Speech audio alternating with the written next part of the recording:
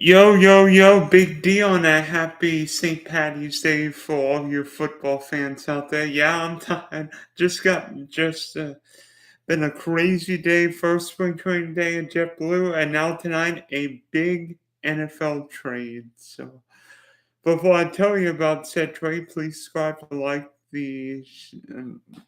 please subscribe, like, and share the Spunky Spectrum Sports YouTube page where you can not only see this live stream, but check out all the videos I upload on the Big D podcast. And if you are more into audio, check out the Big D podcast on Spotify and Apple. We've got all kinds of videos coming, not just football, but hopefully some more content coming in the coming days. And boy, if there are any more trades in the AFC West, I think we might as well lost count because the old saying is, what happens in Vegas stays in Vegas, and for the next 5 years, Davante Adams is staying in Vegas. Yes. Tonight, within the last hour and 15 minutes or so, the Green Bay Packers have traded Davante Adams to the Las Vegas Raiders for what looks like to be a first round pick in 2022 and a second round pick in 2022. And Davante Adams is receiving a 5-year contract worth $141.25 million, which means Adams would be getting paid somewhere in the neighborhood of like $28.25 million a year for the next 5 years. Of course, we don't know exactly how it works in terms of cap structure, how much of it's guaranteed, but Davante Adams will be a very wealthy man. And be honest, I'm stunned. I am absolutely stunned with this move. I am befuddled that Green Bay Packers would give up Aaron Rodgers' number one target for what seems like a low price. Yes, Davante Adams' contract really does make it seem like Green Bay did not receive full value for one of the game's great players. But the way that Davante Adams left Green Bay feels funky. Because yes, star players do not like to play on the franchise tag. It seems like the franchise tag really hamstrings guys who want to get big contracts. We've seen already this free agency period that much less talent, far less talented guys than Devontae Smith got paid. I mean, my Jacksonville Jaguars paid Christian Kirk a lot of money. Even last night, the Bills gave Von Miller a big contract. We've seen teams give guys big contracts. And Davante Adams, at 28, 29, is probably thinking, I'm the best wide receiver in football. I've got one last chance of hitting a big contract. This is my window of making it big.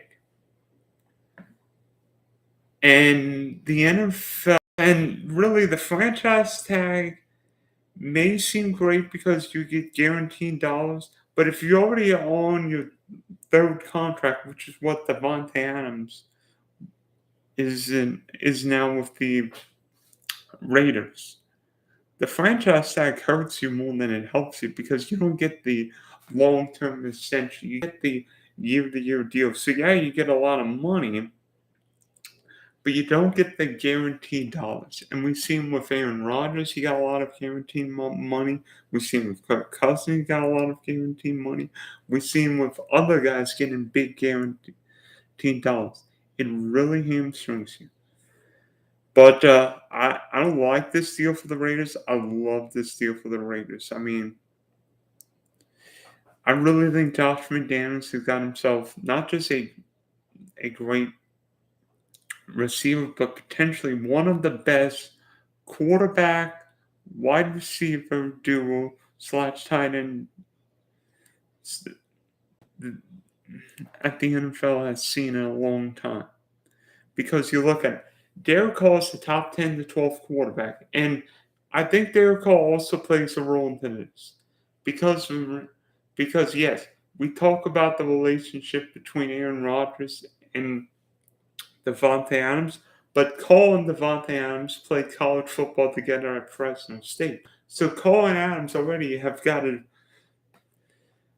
relationship together. Secondly, the Raiders have needed a number one receiver. Even before the Henry Ruggs tragedy, Vegas needed a star attraction.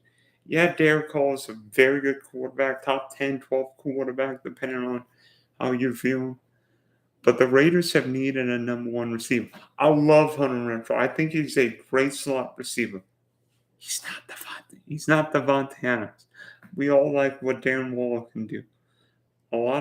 Is Josh Jacobs the greatest running back ever? No, but he competes.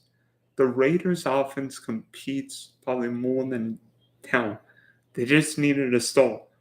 Well, there's no star they could have gotten for their offense more than Davante Adams. Because now you've got Cole, who's going to be re-signed in all likelihood because the Raiders just paid Davante Adams, just paid with draft picks and a huge contract, so Derek Carr is staying there. Josh Jacobs, Davante Adams, Hunter Renfrow, and Darren Waller.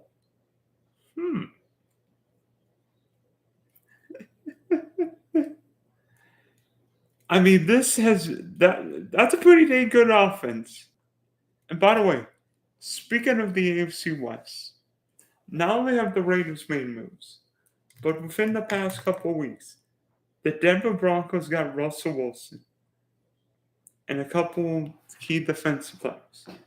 The LA Chargers added Khalil Mack and J.C. Jackson.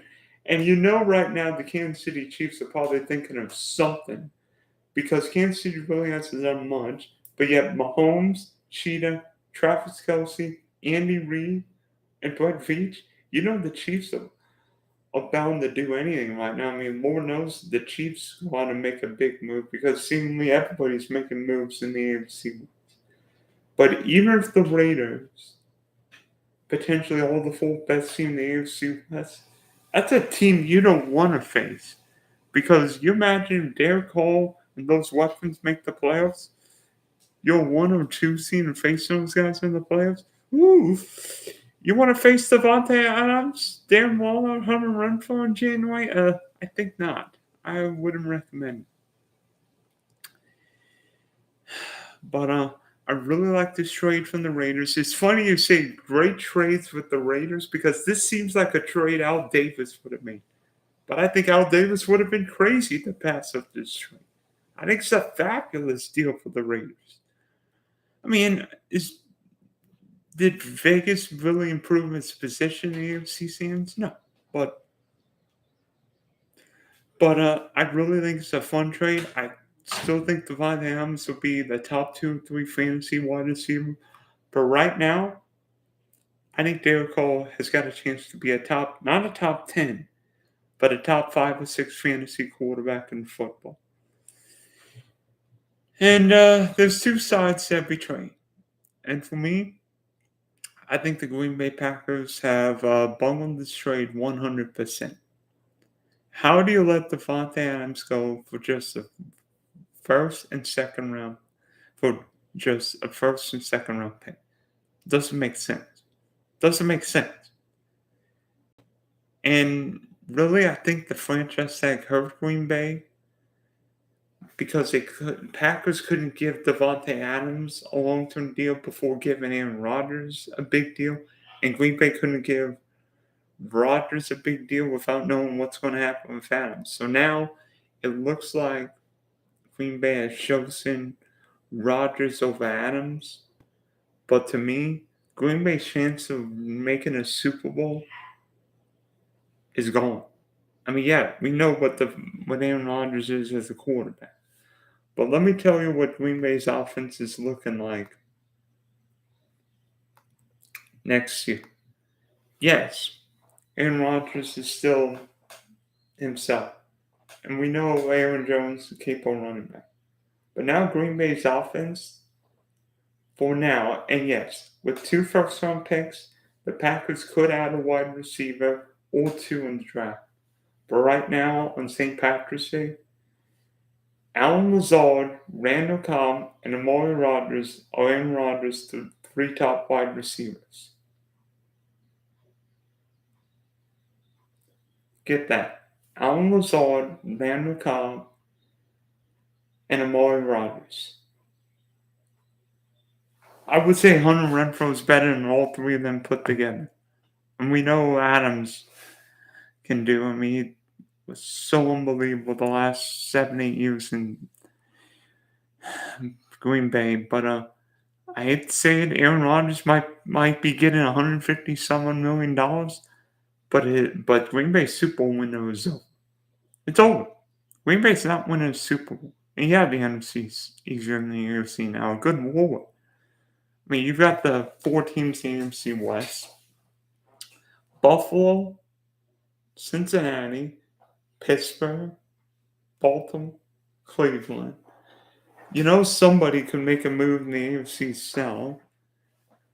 I mean, in the NFC, is Green Bay better than the defending world champs now that the Rams had Allen Robinson? No. Well, the Packers better than Tampa? Probably not now. I'd say I think Green Bay's done winning Super Bowls.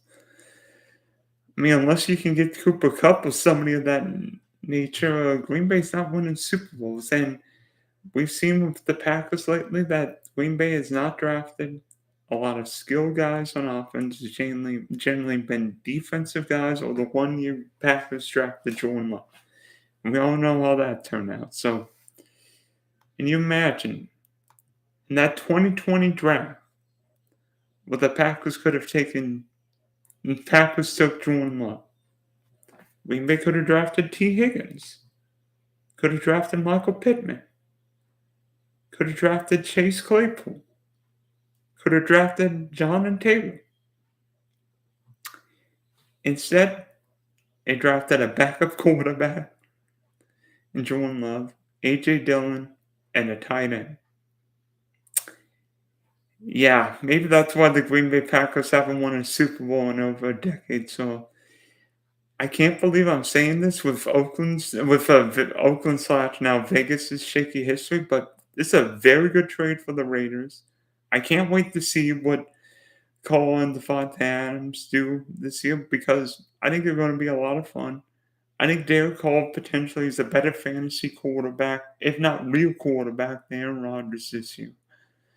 And even if the Raiders finish in 4th place, Las Vegas Raiders might be the best 4th place team in NFL history, and fantasy owners may not give a darn about them. So I'm glad I was able to get on for a little bit and talk about this trade, because this is crazy. This is crazy. Whether you're a Raider fan, a Packer fan, or just a fantasy football fan in general, tonight's trade shows that the month of March in the NFL is about making moves. And continues a crazy period in the AFC West where everybody's making moves. Everybody wants a piece of Kansas City's dominance. The Broncos have gone all in. The Chargers went all in. Now, heck, the Raiders have gone all in. What's next in the AFC West? Well, the one thing we know is Derek Carr and Davante Adams will be next on the Las Vegas trip. So thanks for tuning in. Hopefully your March Madness brackets haven't been wrecked. But if not, give this video a like, subscribe to the Spunky Spectrum Sports YouTube page, and we'll be back with more exciting content soon.